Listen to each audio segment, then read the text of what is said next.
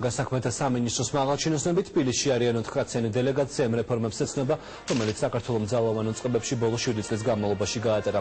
დღეს უცხოელი სტუმრები ვარკეთილში პოლიციის ახალი შენობის გახსნას დაესწრნენ. შუშის 3 სართულიანი გამჭვირვალე შენობა არქიტექტურის თანამედროვე ტენდენციების გათვალისწინებით დააპროექტეს. შენობა დღეს შინაგან საქმეთა მინისტრმა და თბილისის მერმა გახსნეს. ამის შემდეგ ვანო მერაბიშვილმა და გიგი უგულოვამ უკრაინის შინაგან საქმეთა სამინისტროს დელეგაციას, ასევე ბუდაპეშტის მერსა და ჰააგის ვიცემერს ქართველი პოლიციელების სამუშაო პირობები გააცნო. ახალ შენობაში მუშაობას დღეიდან 50 სამართალ დამცველი შეუდგა. დღეს ლენტი სიმბოლურად პატარებმა გაჭრეს.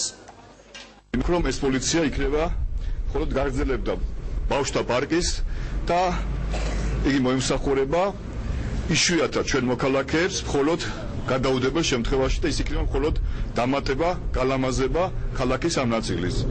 მადლობა ღმერთს, ქალაქის ამ ნაწილი და თელ საქართველოში კრიმინალური სიტუაცია არის ძალიან ნორმალური. და იმედი გვაქვს, რომ ესე გაგრძელდება და პოლიციელების მუშაობის 80% იქნება მხოლოდ ჩვენი მოქალაქეების ცხოვრების გალამაზებისათვის. პოლიცია დღე და ღამ ნებისმიერ მონაკვეთში, ცუდ ამინდში თუ კარგ ამინდში არის აქ თითოეული აქ ყოფი ადამიანის თითოეული ჩვენი თანამოქალაქის სამსახურში. ეს არის ძალიან მნიშვნელოვანი.